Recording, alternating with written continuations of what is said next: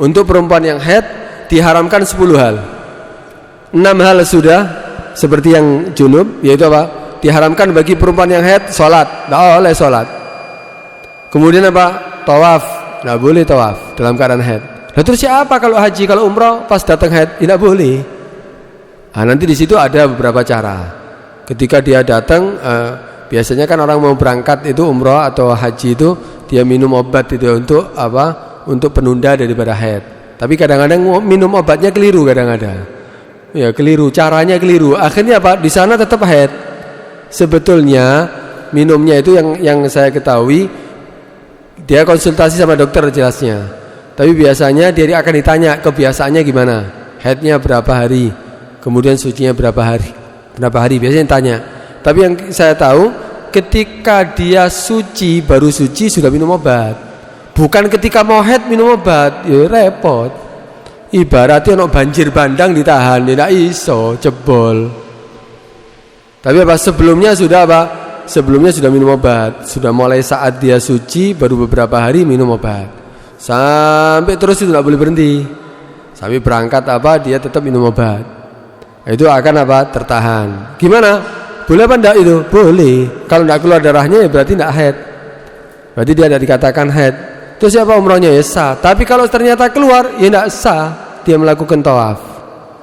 Itu apa? Diharamkan selain sholat, tawaf. Kemudian apa? Megang Al-Quran, tidak boleh perempuan yang haid. Membawa Al-Quran juga sama, tidak boleh. Kemudian apa? Diharamkan juga apa? Lubus fil masjid, berdiam diri masjid. Junub aja tidak boleh, apalagi haid ya. Kemudian diharamkan baca Al-Quran bagi perempuan yang haid. Kemudian diharamkan selanjutnya itu apa? Selain 6 tadi tambah lagi as-shaum, puasa. Puasa juga tidak diperbolehkan bagi perempuan yang haid. Tapi bedanya, kalau sholat juga tidak boleh, puasa tidak boleh. Tapi untuk sholat tidak wajib menggodoi, tapi puasa wajib menggodoi. Karena Sayyidah Aisyah mengatakan, kunna nu'maru bi godoi shaum wala nu'maru bi godoi sholat. Kami ini kaum perempuan diperintahkan oleh Nabi untuk menggodoi puasa, tapi tidak diperintahkan untuk menggodoi sholat. Kenapa? Karena Islam itu agama yang mudah, agama yang tidak memberatkan. Tidak ada yang berat sebetulnya dalam ajaran syariat Islam. Tidak ada.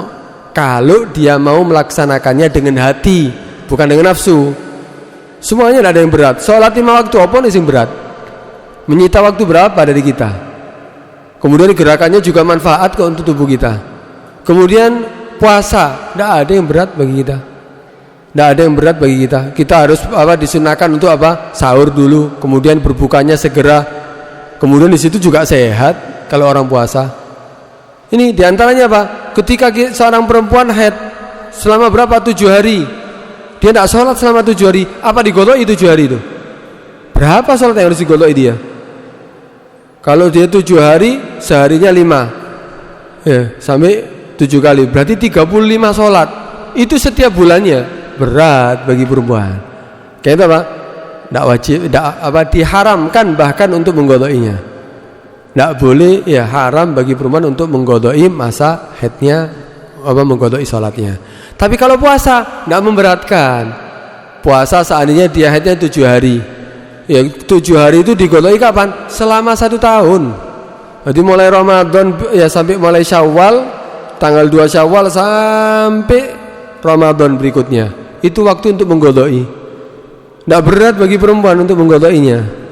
Bahkan ada pendapat boleh digabungkan dengan puasa sunnah. Nah, kan itu Pak, tidak ada yang berat. Dalam Islam tidak ada yang memberatkan.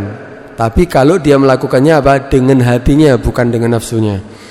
Kemudian yang selanjutnya yang diharamkan bagi orang yang haid itu apa? At-tolak. Tapi ini keharaman bukan bagi orang yang haid, keharaman bagi suaminya. Ini hati-hati. Bagi suami ketika perempuan itu dalam keadaan haid tidak boleh ditolak, haram hukumnya. Kalaupun ditalak gimana hukumnya? Ya sah talaknya. Tapi hukumnya apa? Dosa bagi suami. Kenapa? Karena memperpanjang masa iddah. Wis ditalak dawa maning iddahe. Ya, karena itu Islam ya ngajari jangan mendolimi perempuan. Karena itu hukumnya Pak, haram mentalak seorang perempuan istrinya dalam keadaan haid. Tunggu sampai suci. Walaupun belum mandi nantinya, kalau sudah suci boleh. Hukumnya apa? Haram. Kecuali ada beberapa hal. Ya ketika apa? Ketika mentalak istrinya dalam keadaan haid, ada beberapa hal yang hukumnya tidak haram, seperti permintaan daripada istrinya sendiri. Talakan aku, kontak ke duit, namanya khulu. Jadi seorang istri minta ditalak oleh suaminya dengan imbalan sesuatu, namanya khulu. Nah, itu kalau seperti itu gimana? Waktu haid ditalak, berarti kan akan semakin panjang masa iddahnya. Kan sudah ridho istrinya, dia yang minta kok. Itu hukumnya tidak haram. Kemudian dalam keadaan apa? Ketika hamil, seandainya hamil, haid dia, ya ditalak waktu haid dalam keadaan hamil, itu ya juga tidak haram. Ada beberapa hal yang tidak diharamkan mentalak seorang perempuan dalam keadaan haid. Tapi yang apa? Aslinya hukumnya apa? Kalau perempuan dalam keadaan haid, haram bagi suami untuk mentalaknya. Maksudnya apa? Nunggu sampai sucinya supaya tidak terlalu lama masa iddahnya. Kemudian diharamkan juga apa? Al-murur fil masjid, melewati masjid. In khafat talwithahu, jika khawatir mengotori masjid.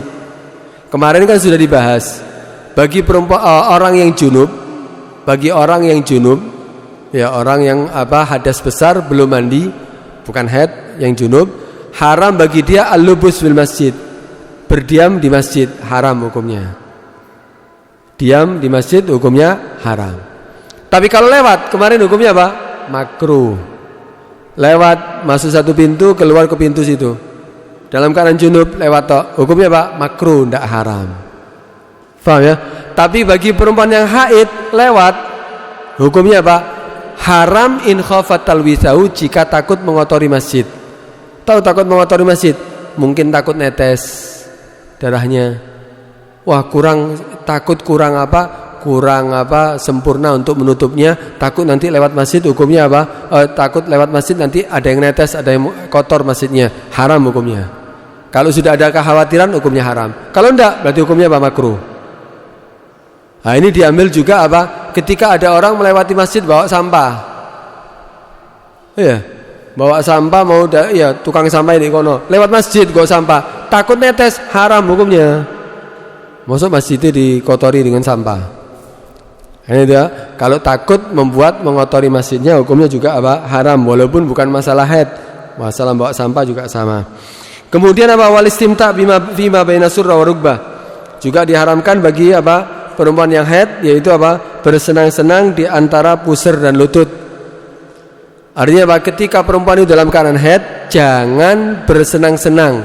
Bersenang-senang ini berarti harus dengan syahwat, memegang atau melihat antara pusar dan lututnya istri. Haram bagi siapa ini? Berarti suaminya. Ojo ndelok, jangan megang dengan syahwat antara pusar dan lutut. Kenapa? Karena takutnya sampai terjadi apa? Hubungan. Kalau terjadi hubungan, dosa besar itu. Ya, bahkan dikhawatirkan kalau ada orang berhubungan ketika dalam keadaan haid, anaknya akan kena penyakit ya. Ada yang mengatakan jadi maknus, ya jadi banci beneran, duduk banci-bancian loh, banci temenan. Ada yang mengatakan dia akan kena penyakit yang lainnya yang mengkhawatirkan. Ya, kenapa? Karena dilarang sama Allah Subhanahu wa taala. Lagian kotor. Ya, lagian kotor ya. Nah, karena itu apa? Diharamkan ya. Itu kalau berhubungan. Dan apa? Diharamkan juga untuk yang menyebabkan hubungan, itu apa? Kalau sampai ada syahwat antara pusar dan lutut, haram hukumnya. Melihat, memegang. Ya. Ada yang dengan ibarah bukan istimta, mubasyarah. Mubasyarah fima baina surra rukbah. Mubasyarah itu berarti apa? Memegang antara kulit dengan kulit, antara pusat dan lutut. Walaupun tidak syahwat berarti. Walaupun tidak syahwat. Wis pokok kalau dalam keadaan haid wis hati-hati. Ya, jangan main-main istilahnya gitu. Akhirnya nanti terjerumus kepada apa? Hubungan, akhirnya apa? Dosa besar nanti dia dapatkan. Dan itu apa? Diharamkan bagi perempuan yang haid, yaitu yang selanjutnya istimta bima baina surra wa rukbah, antara pusar dan lutut. Tapi dari semuanya, dari semua keharaman tadi itu bagi perempuan yang haid, apakah diperbolehkan semuanya setelah mandi atau walaupun sebelum mandi? Semuanya dihalalkan setelah mandi, kecuali tolak. Tolak walaupun belum mandi, istrinya sudah suci tapi belum mandi, ditalak sama suaminya, nggak apa-apa. Kenapa? Masa iddahnya tidak akan tambah lama. Kemudian yang kedua itu puasa. Ini perempuan yang ketika sahur sudah berhenti darah haidnya tapi belum mandi, apakah boleh niat puasa? Boleh. Belum mandinya kapan? Seandainya mandinya setelah subuh pun boleh. Itu dalam mazhab Imam Syafi'i. Tapi afdolnya mandinya sebelum subuh. Untuk keluar daripada khilaf yang mengatakan tidak sah kecuali mandi dulu sebelum subuh. Nah, ini yang diperbolehkan. Kemudian yang ketiga, ada tambahan sebetulnya yang diharamkan bagi perempuan yang haid. Yaitu apa? At-thahara bi niyati ta'abbud. Ini yang ke-11 sebetulnya. Yaitu apa? Bersuci dengan niat ibadah. Kalau perempuan dalam keadaan haid wudu dengan niat wudu syariat, haram hukumnya. Atau mandi dengan niat mandi ibadah, haram hukumnya, kecuali mandi hari raya. Diperbolehkan walaupun perempuan yang haid. Ada beberapa mandi yang diperbolehkan walaupun perempuan itu dalam keadaan haid, tetap disunahkan. Tapi apa kalau niat mandi, niat ibadah dalam keadaan belum suci, haram hukumnya. Termasuk apa? Toharo itu apa? Wudu, tidak harus mandi. Termasuk wudu. Ini banyak ini kadang-kadang orang ya bertanya, apakah boleh perempuan wudu ya dalam keadaan masih dalam keadaan haid? Tidak boleh, haram hukumnya. Karena at-tahara bin ta'abbud juga hukumnya haram. Nah, ini yang ketika dia suci belum mandi ya boleh toharo. Artinya apa? Mau wudu dia boleh, mau mandi dia boleh. Sudah berhenti kok darahnya. Faham ini ya? Nah, ini adalah keharaman bagi perempuan yang apa? Yang haid. Insyaallah pertemuan berikutnya sudah masuk pembahasan apa? Tayamum. Ini penting ini tayamum ini ya. Pembahasan masalah tayamum kita akan bahas sedikit-sedikit. Yang penting ya kita pahami ya, dan insyaallah bisa mendapatkan manfaat insyaallah. Amin.